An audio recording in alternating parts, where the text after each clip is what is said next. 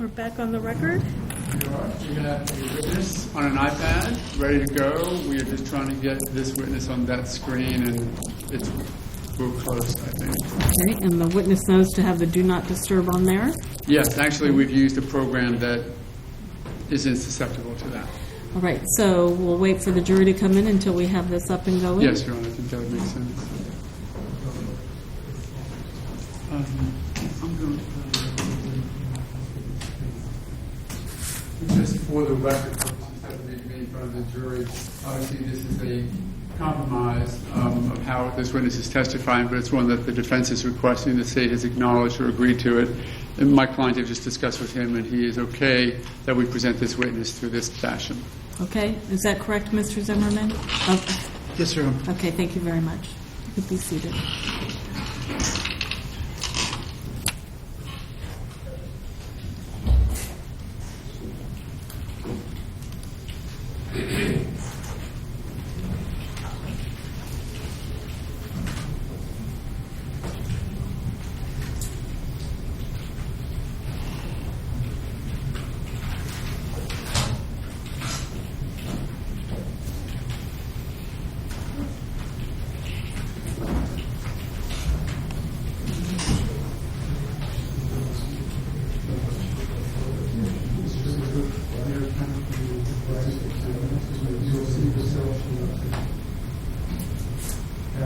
Yes, you may.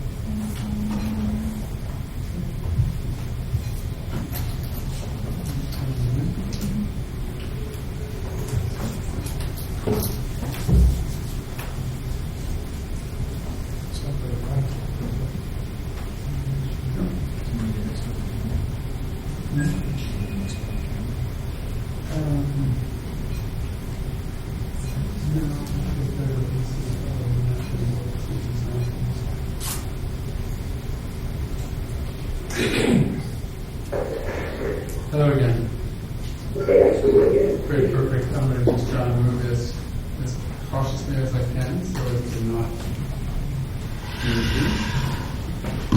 sit tight for just a second.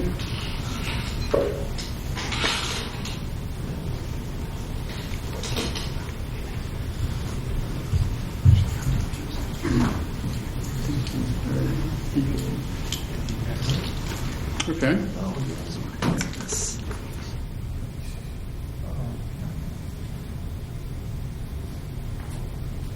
I think it's bottom line.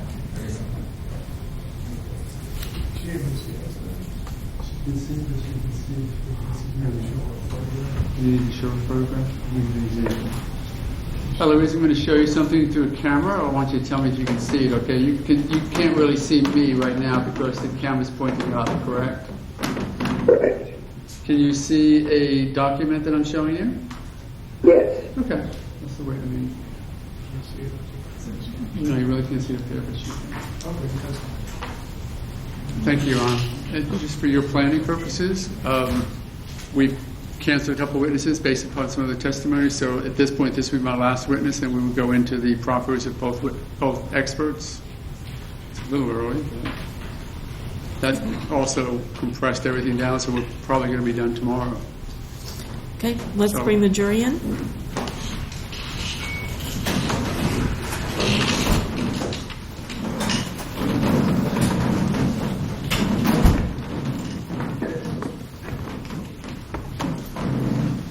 Can you hear me? Yes. Great. This is the microphone we're talking to this. This was to hook it up to.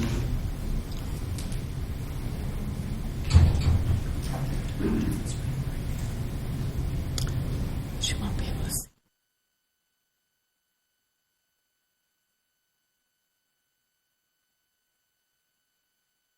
Will she be able to hear the clerk to swear her in? Yes, you can hear me now, Eloise, correct?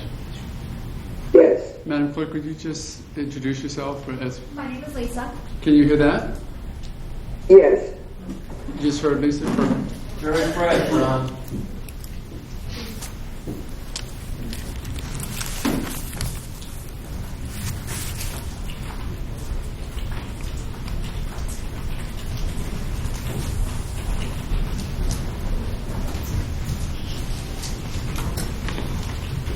Please be seated. Mr. O'Meara, call your next witness. The defense would call Eloise Dilligard, Your Honor. Okay, go ahead. Ms. Dilligard, can you hear me? I can. Okay. The clerk, Lisa, is going to swear you in. You'll be requested to raise your right hand. So I would ask that you do that. And if you would. Do you solemnly swear or affirm testimony presented will be the truth, the whole truth, and nothing but the truth, so help you God? I do. Thank you. Good afternoon, ma'am. And I first want to thank you. I understand that you're homesick and appreciate you spending some time with us today. So I think I've asked you your name. Tell me your name again. Eloise Dilligard. Okay. And and if you would spell your last name. D as in David, I-L-L-I, G as in Gary, A-R-D as in David. Thank you, ma'am.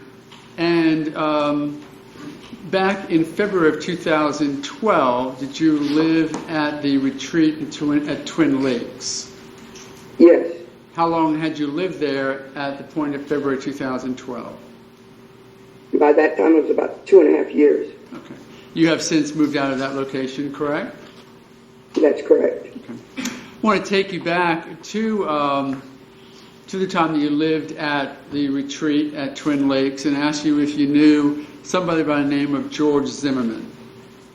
I did. And how long had you known him? Ever since we moved in October of 2009. Would you consider yourselves friends? He was my neighbor. We spoke on a friendly basis, had no problems with one another. Okay. And were there times that you became aware that he was involved in a program called Neighborhood Watch? Yes. Okay. Did you ever see him in the neighborhood patrolling or doing anything like that as part of Neighborhood Watch? No, But you did know him as a friend or a neighbor? as a neighbor, a friendly neighbor. Okay. And focus your attention now, if I might, on February 26th, which of course is the night that Trayvon Martin was shot. Do you remember that night? I do. What I'd like you to do, if you would, is to tell the jury what first brought your attention to the event that you eventually came out or came to find out was the shooting we're talking about. I was coming from Walmart down Reinhardt to go to Oregon and make a left, and a policeman approached me from the rear. And of course I thought, well, I didn't do anything wrong, but then I only to find out he wanted to go around me, so I pulled over. And as I was coming up Oregon to go into my neighborhood, I noticed that the police were going into the neighborhood. So when I pulled in, I looked down from the mail station down to the left and saw that there was crime scene tape going up, and I didn't want to go directly down, so I came around the right-hand side where I live to go around the back way and asked a couple of guys that were standing outside, and they told me they didn't know what's going on, but there was another policeman coming. So I then proceeded to come back around and go back around by the mail station toward the crime scene area. Okay. And do you recall what the weather was like during that time? It was very rainy that night. Okay. And at some point, as you got closer to what you call the crime scene, did you notice any vehicles that were familiar to you? Yes. And whose I vehicle? did. And what vehicles were they? It was George's truck. And could you describe that if you would? I believe it's a gray Honda Ridgeline. Okay. If you could, tell the jury as best you can where within this area you noticed the truck. Because of the way our road is for Retreat View Circle, it was more like on the curb or nearing the curb down by where the crime scene was. Okay, let me ask it this Which way. I believe was on Retreat View Circle. I'm not really sure exactly. Okay. Do you know the area that has come to be known as the T intersection, which is very close to where the incident itself occurred? Yes. And though you may not have known the names then, there's a woman who lives in the end unit right by that T intersection by the name of Jenna Lauer. Do you know her? No, I don't. Okay. If we were to, I would ask for you to accept as a premise that she was living in that first condo or townhome just at the intersection of the T intersection and the sidewalk. Would you know what I was talking about? Yes. Okay. And to fast forward a moment, this was an area where you had testified in deposition that you actually had some conversations with police. So I'm just trying to geographically locate. If we were to presume that Jenna Lauer's townhome was that first one in that row of houses, where was the truck parked in reference to that? If she was in the first one, then the truck would have been parked looking toward the east. It would have been slightly south of where her condo would be. So if you were to walk out her front door, would you be looking sort of right at the truck? Well, not right at it, but you would have to look more to the right if you were walking out of her condo, if her condo is facing Retreat View Circle.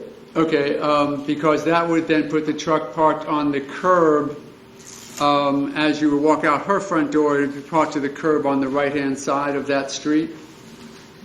That's correct. Okay.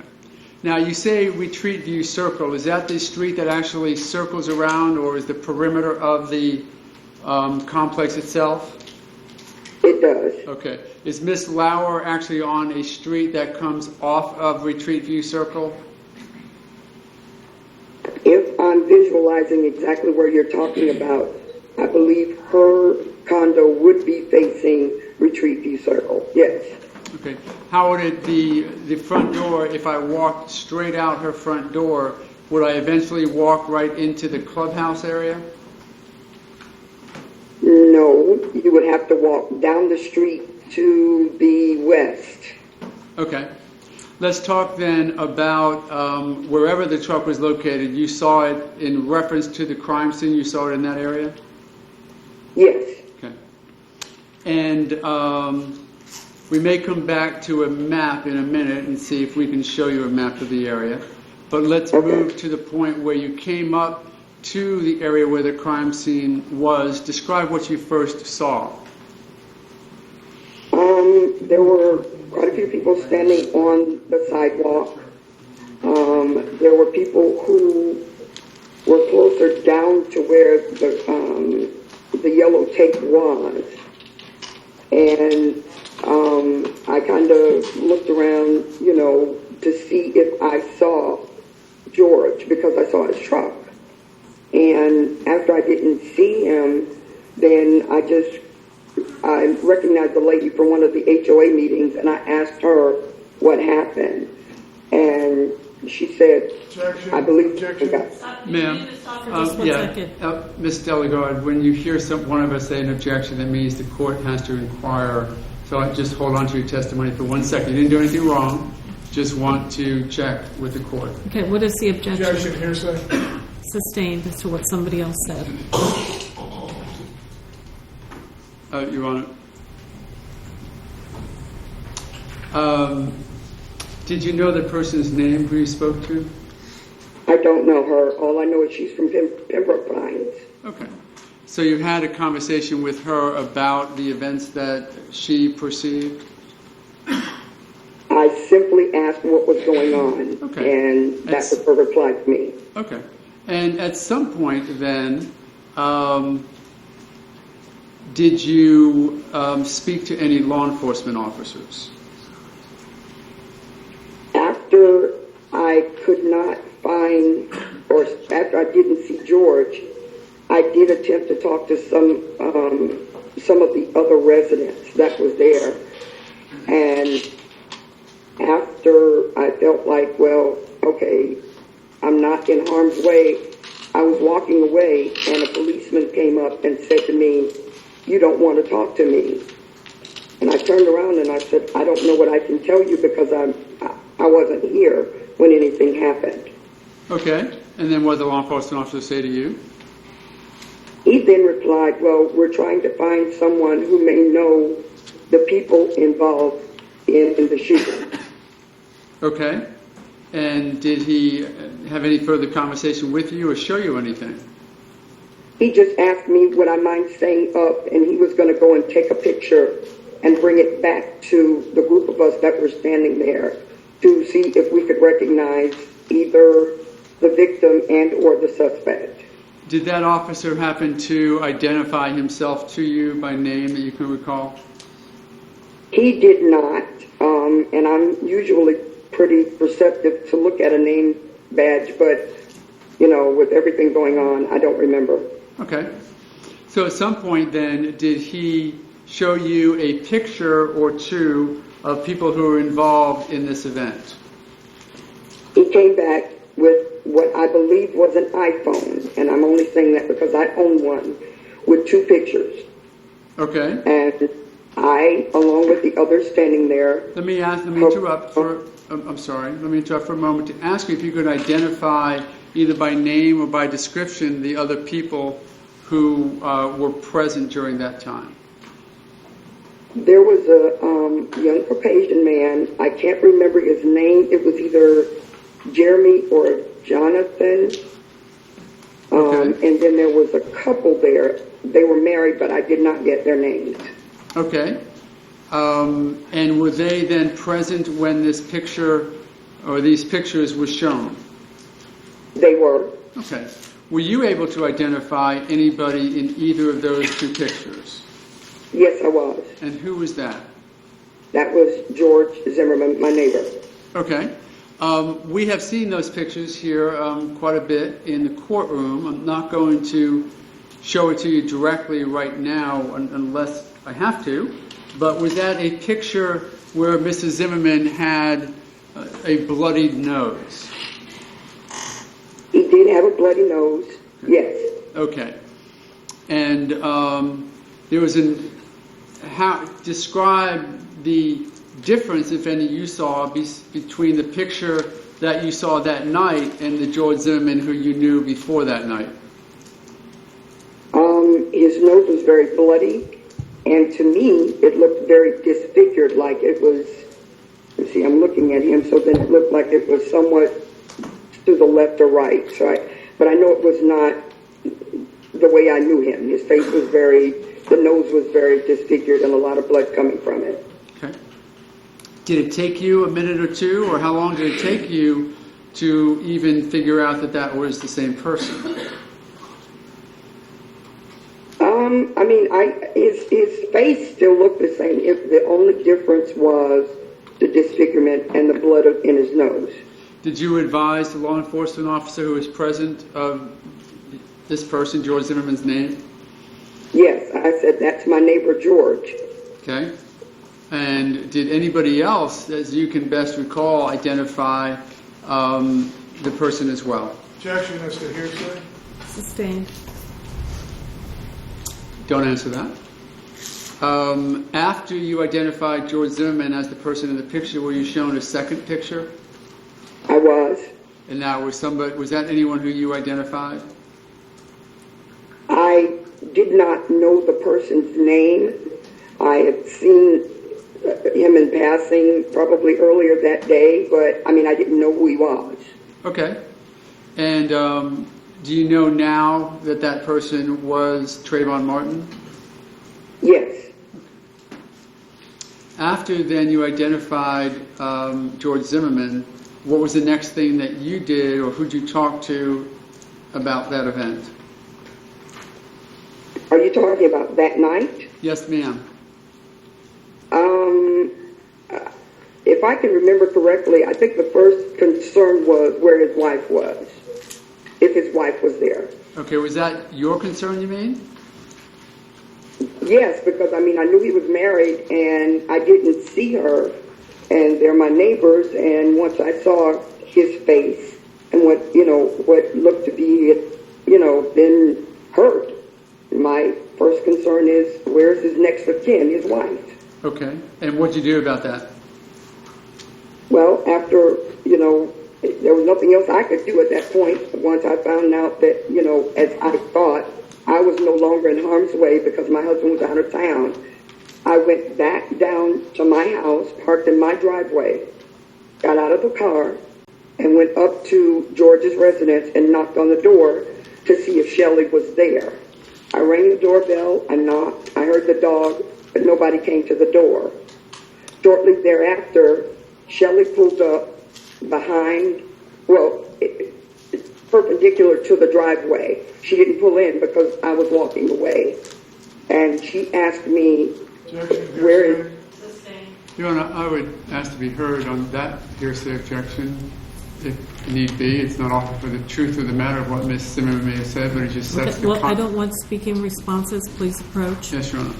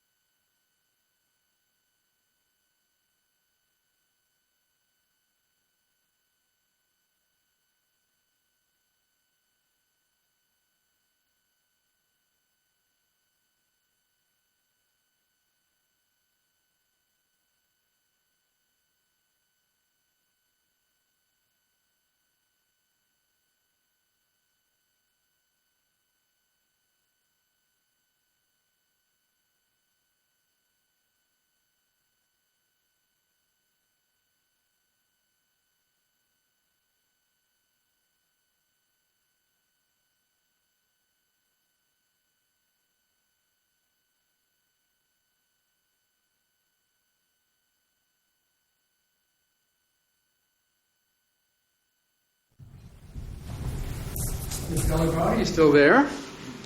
I'm here. Perfect. Thank you very much for the patience. Well, I think we were talking about that you had a conversation with Shelley Zimmerman. Yes, a brief conversation. And after that, what did Ms. Zimmerman do? She, once I concluded my conversation, she sped off around to the crime scene. Okay. Now, I may have taken you out of time a little bit. I want to go back. When you were there with the police, well, let me ask you this. Did you go back to the area of the event at all that night? Yes, I did go back down there to make sure she was okay. Okay. But I didn't see her, so I got back in my car and I went home. Okay. My understanding was that you were present during, that you were questioned by law enforcement to the extent that you've told us about. Were you present during any other witnesses' discussions with law enforcement? Yes, the young man that was there alone, and then the other couple spoke to the policeman in terms of what they knew. Okay.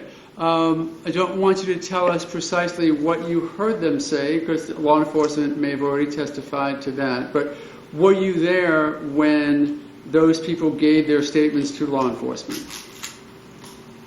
I was there when they gave their verbal statement, but I was there when they did their written statement. Okay.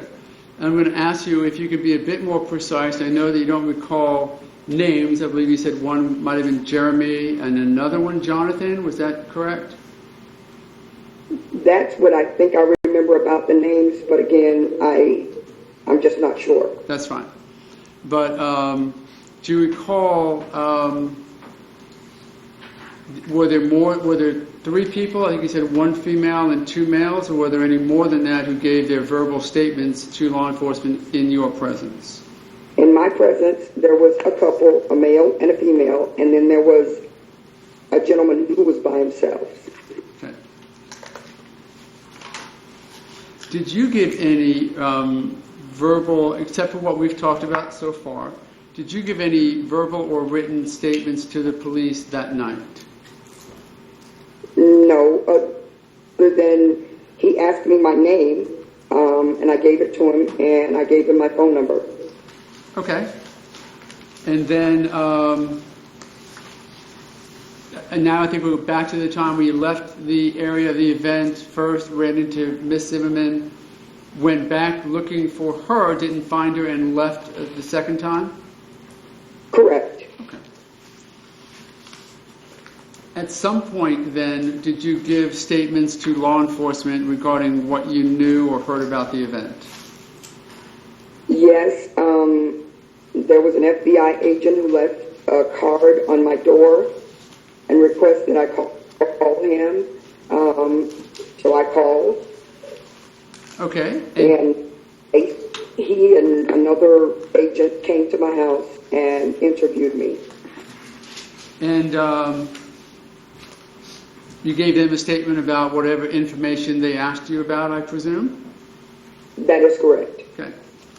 At some point, did you have an opportunity to listen to what we call, and have been calling during this trial, the Lauer 911 tape? And for your purposes, that is the tape that has the this voices in the background screaming for help. Have you had an opportunity to listen to that? Yes. Okay. Could you tell me the circumstances or the setting around the first time that you listened to it?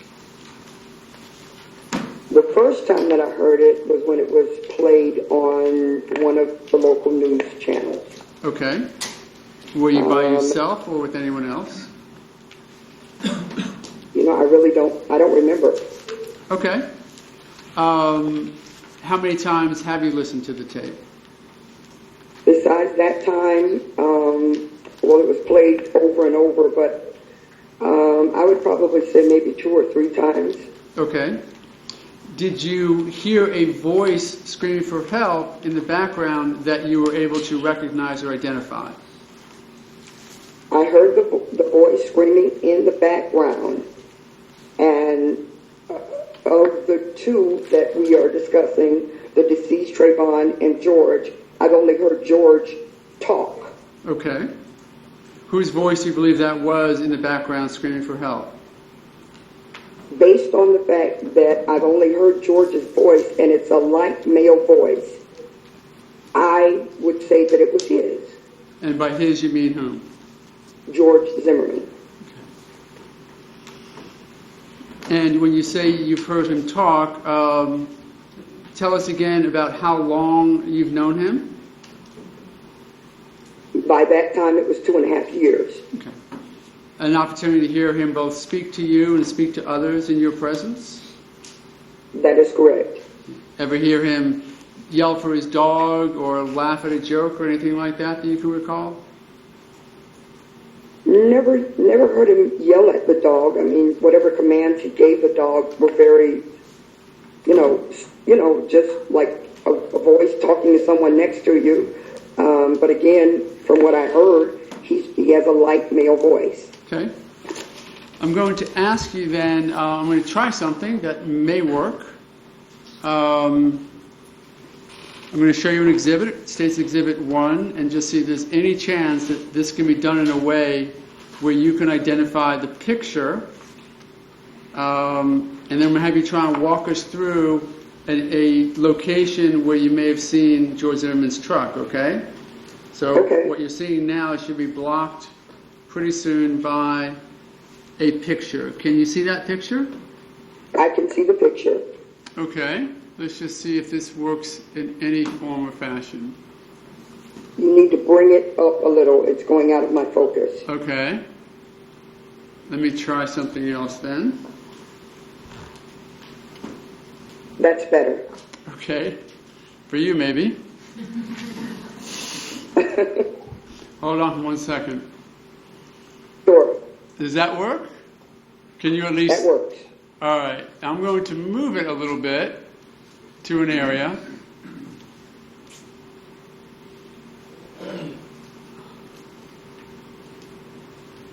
Okay. Can you describe what is barely on the screen at this point? Can you see that?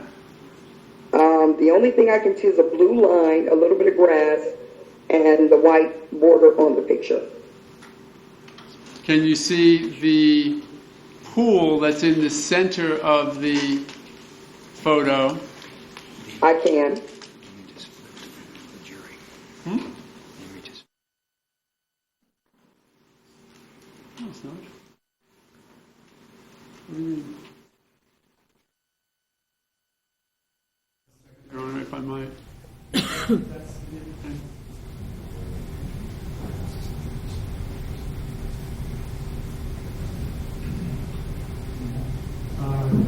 It is.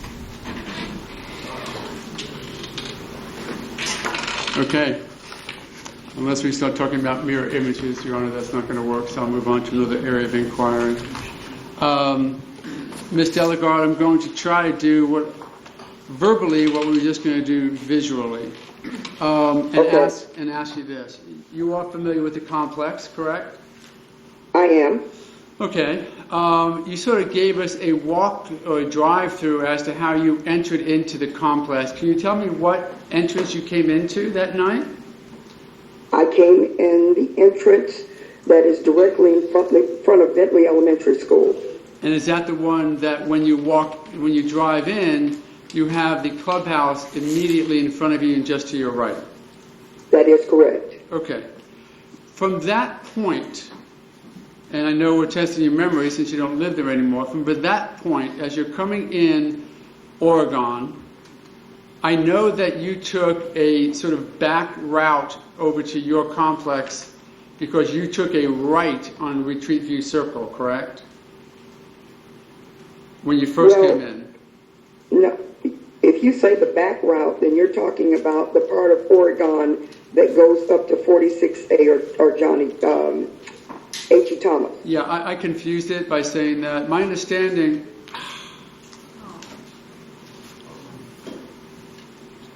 One moment, if I might, Your Honor.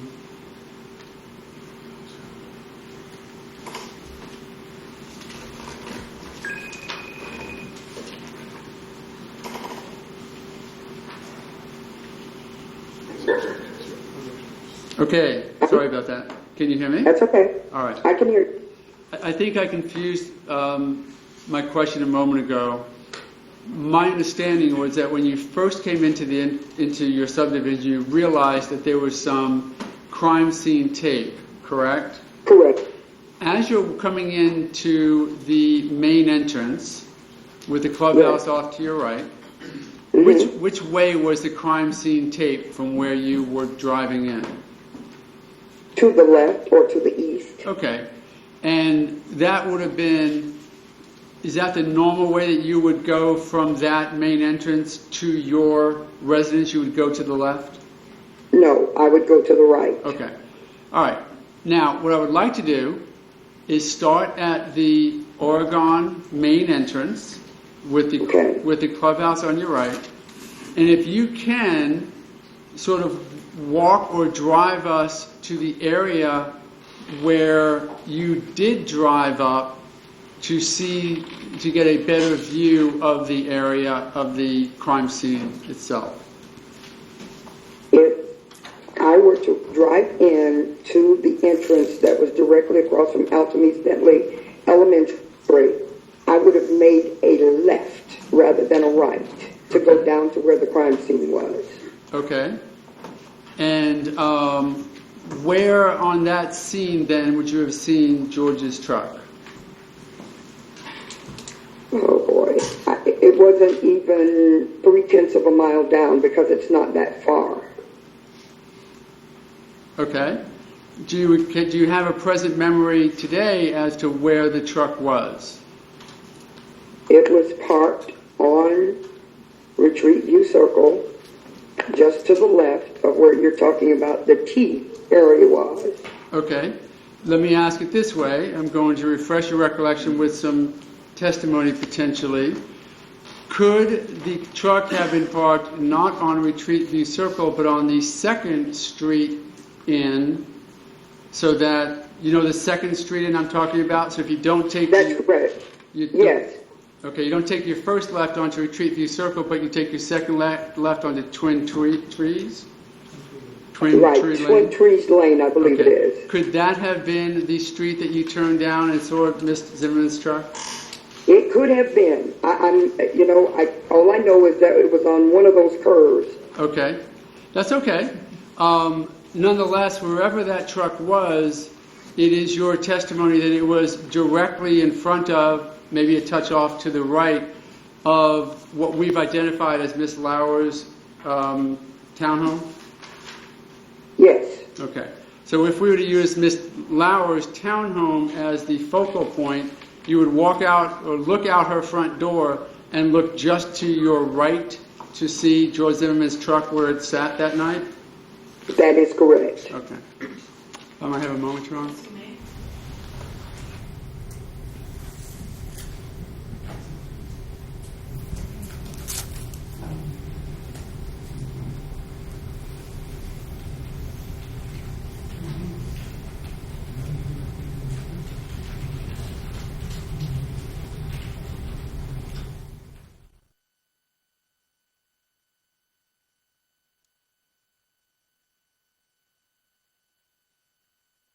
Thank you, Your Honor. No further questions. Okay. I'll try and assist as best I can with the compromise of having it this way. Okay, thank you. Cross? Ms. Dilligard, can you see me all right? No. She Kind can't of, see sort you. of. It's looking straight up. That's what she sees. Okay. Can't see me still? I can see you through the just beyond the little projector. Yes. Okay. I don't know if you remember me. I'm Bernie Della Rionda with the State Attorney's Office. Yes, I do remember Okay, you. great. I just have a few questions and then we'll get you out of here. Okay, or Sure. we'll leave you alone, I should say. Since you're Yes, ma'am. The bottom line is that day you came into contact with a police officer who told you there was a suspect and a victim, showed you some photographs. You recognized one photograph as George Zimmerman. The other photograph, you didn't know the person. You now know it's Trayvon Martin, correct? That is correct. Okay. And you said you had seen him earlier the day in the retreat at Twin Lakes, correct? Just walking around? Right. Okay. And then finally, you were asked about the voice, You mentioned you saw it on TV, correct? Correct. And you didn't have a point of reference. All you knew was George Zimmerman's voice, but you had never heard Trayvon Martin's voice, correct? That is correct. I've never heard his voice. Thank you very much, ma'am. You're welcome. Any redirect?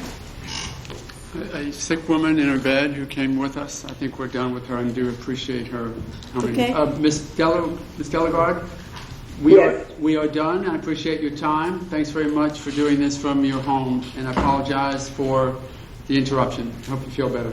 It's okay. All Thank right. you. May Ms. Dilligard be excused from yes. being recalled? Excused by the defense, yes. Okay.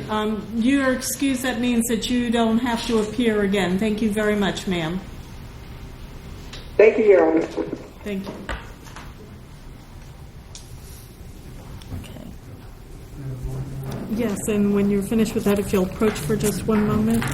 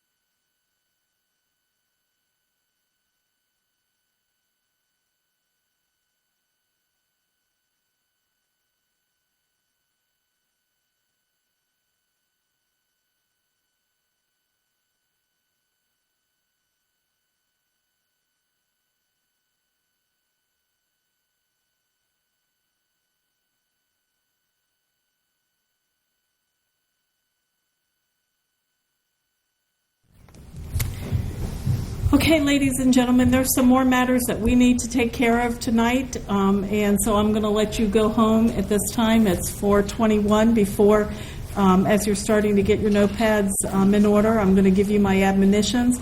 During the overnight recess, you're not to discuss the case amongst yourselves or with anybody else. You're not to read or listen to any radio, television, or newspaper reports about the case. You're not to use any type of an electronic device to get on the internet to do any independent research about the case, people, places, things, or terminology. And you're not to read or create any emails, tweets, text messages, social networking pages about the case. Do I have your assurances that you will abide by these instructions? Okay, with that, put your notepads face down and follow Deputy Jarvis back into the jury room. And we'll have the jury back at 9 a.m.